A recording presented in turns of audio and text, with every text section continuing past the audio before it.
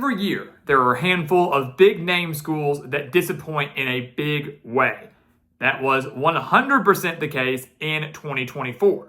But it is so much easier to bounce back from a down year now, thanks to NIL and specifically the transfer portal.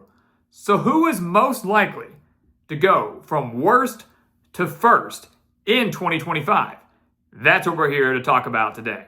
So welcome back to the Gridiron Expert, guys. Ready to break down some more college football content for you as we get closer and closer to the start of the season and closer to the start of prediction season here at our channel. Just a little over a week away from the start of prediction season right here at the Gridiron Expert. All of them a reason that you should go down to the description right now, sign up for our expert picks, sign up for our weekly newsletters, and take advantage of everything that we have coming your way here at our channel. We want you to become a member of our GE Nation. Like, comment, subscribe, hit that notification button so you don't miss out on any of our future videos. Share the videos with your college football friends and neighbors.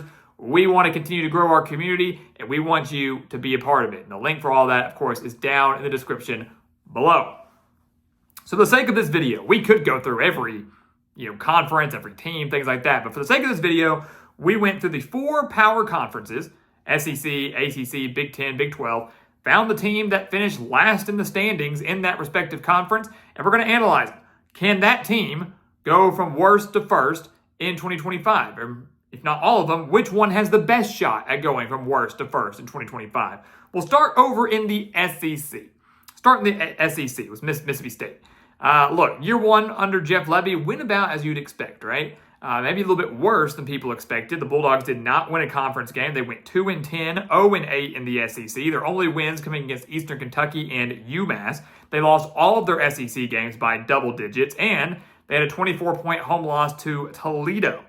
Going into 2025, the offense is bound to be better. Levy's an offensive-minded guy. They've got a solid returning quarterback in Blake Shapen, some solid weapons surrounding him as well. But the defense was absolutely atrocious last year.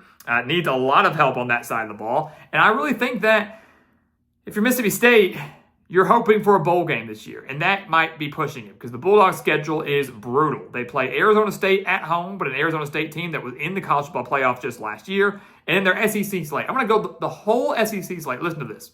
Tennessee, at Texas A&M, at Florida, Texas, at Arkansas, Georgia, at Missouri, and Ole Miss.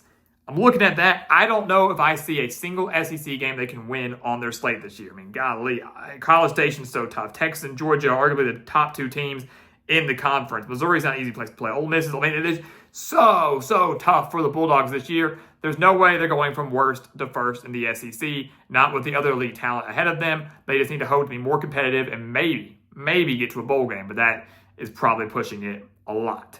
How about over in the Big 12? A shocking development in the Big 12 last year. Oklahoma State, led by the great Mike Gundy, just collapsed in 2024. The year prior, they won, 10 games? Were in the Big 12 championship. They brought back Ollie Gordon, one of the best running backs in the country. They brought back Alan Bowman. The defense was set to get better. There was, so much to be excited about for Oklahoma State. Again, a year removed from being in the conference championship game, they had a lot of experience, a lot of talent coming back, and the Cowboys went 3-9 winless in the Big 12, and really they should have been 2-10 had not been for Arkansas's epic collapse in week 2. So 3-9 for the Cowboys, and now entering 2025, they have major quarterback questions.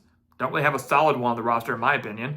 A defense that only has 1 starter back. After giving up over 500 yards per game last year on average, the Cowboys defense ranked 132nd in the nation. Their schedule's not easy. They have to go on the road to Oregon, on the road to Texas Tech, who's a true Big 12 title contender. They do get to host Baylor, Kansas State, and Iowa State. And look, the Big 12 is a wide-open conference this year. I really think it's anybody's game. Oklahoma State has one of the best coaches in the country. I do think that. I'm not putting him maybe in like top 10, but he's an elite coach, and Mike Gundy, who's done very well in Stillwater. If anybody can find a way to, exceed expectations and kind of rise from the ashes out of nowhere, it is Mike Gundy. It is Oklahoma State. But I think with this conference being as wide open as it is, and with Oklahoma State having too many questions on offense right now, I'm not sure they're going to be the team out of the 4 we're talking about to go from the bottom of the standings maybe into the Big 12 championship. Just don't see it happening. But hey, I didn't think Arizona State was going to do anything last year. I really didn't. I don't think many of us thought that was going to happen. And the Sun Devils went on a tear, made the college football playoff. Don't rule it out, especially with a head coach like Gundy. The Big Ten.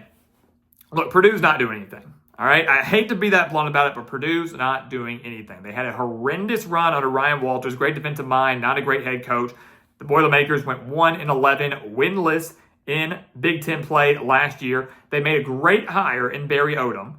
Great hire. Was mediocre during his time at Missouri, but was phenomenal during his time as head coach at UNLV, resurrecting that program, making them, again, one win away from the college football playoff last year. Think about that. UNLV, they beat Boise State. They're in the playoff. So phenomenal job with the Rebels. Now comes to take over the Purdue job, but they've got too many questions, right? Questions at quarterback. Devin Maccabee is no question at running back. He's a phenomenal player, the leader probably of this entire team, and a veteran as well. And we're going to praise his loyalty in the era of NIL and transfer portal stuff. He could have left at any time, but staying a Boilermaker. But could be Ryan Brown at quarterback, could be Malachi Singleton, the transfer from Arkansas. The defense really has no one coming back from last year. They add up in a lot of transfers, sure, but still going to take a lot of work. This is a massive rebuilding project that Barry Odom is taking over. And then again, their schedule at Notre Dame, at Michigan, and then home games against USC, Illinois, Ohio State, just to name a few. Right there alone, probably going to lose to Notre Dame, probably going to lose to Ohio State, probably going to lose on the road to Michigan. There's your two conference losses right there. Probably not going to be good enough to get you to the top of the conference. Again, Purdue probably not going to make a bowl game. They just have to hope to be more competitive, lay a solid foundation, build for the future under Odom. And I do believe he can resurrect this program and get them back to relevancy and just being competitive as a whole in the Big Ten. Maybe not this year, but as soon as next year. I really do believe that. The ACC, last team we're talking about here, Florida State. What a year for them, right? They were quite the shock, too. I think Florida State and Oklahoma State were two of the biggest disappointments in 2024, right? I mean, both had great seasons in 23, high expectations the next year, fell flat on their face. Florida State probably the biggest, though. They were 13-1 in 2023. They were angry that they got left out of the playoffs because of Jordan Travis's injury. They spent all offseason complaining about that and just fuming about that. Game 1 of 2024, they're number 10 in the country in Ireland. They lose to Georgia Tech, and their season was over just like that. And then they ultimately went 2-10, 1-7 in conference play. Just a horrendous year for Mike Norvell and the Seminoles. DJ Uiagalelei didn't pan out. The defense was atrocious. The line of scrimmage as a whole was atrocious. It was bad. And now you look at this year. They don't really have anybody coming back on offense.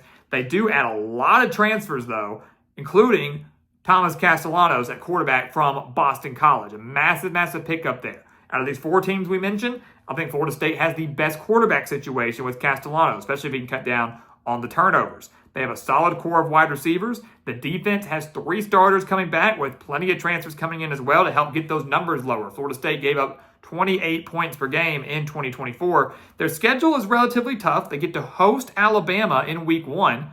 That'll be a very exciting game in the first week of the season. They get to host Miami, so that's a big get, having them come to Tallahassee. On the road at Clemson, on the road at Florida, but for the most part, their conference schedule is pretty favorable. Even if you lost to Alabama, even if you lost to Florida, even if you lost to Clemson, that's only one conference loss. If they can take care of business the rest of the way, they could find themselves in the ACC championship. Out of these 4 teams, Florida State, to me, is the team that has the best chance to go from worst to first in 2025. 1 year after being at the bottom of the standings in the ACC, they have the best chance out of these 4 to get to the top. Not saying it's going to happen, not predicting that to happen. We'll have a prediction coming your way here very soon. But they have the most manageable schedule. They've got a solid coach. I wouldn't say he's amazing because Mike Norvell really hasn't been all that great at Florida State with the exception of that 13-1 year. But a decent coach in Norvell, made some splashes in the transfer portal. I do think they're going to be much more competitive, a lot better this year, but will it be enough to get them back to where Florida State fans want them to be? And that is competing for championships and competing for playoff spots. Just remains to be seen. But out of the 4 power conferences, Florida State has the best chance to make that big run back to the top. So guys, as always, thank you so much for watching us here at the Gridiron Expert on YouTube. Make sure to continue to like, comment, subscribe, share our videos. Check out everything down in the description below. Our website, thegridironexpert.com, home to our expert picks, home to our weekly newsletters, home to tons of exclusive content that you do not want to miss out on all year long. Promise you, this is going to be the place to be all year long for college football. Become a member of our GE Nation. And once again, as always, thank you so much for watching. And we'll see you next time right here on the Gridiron Expert. Yeah.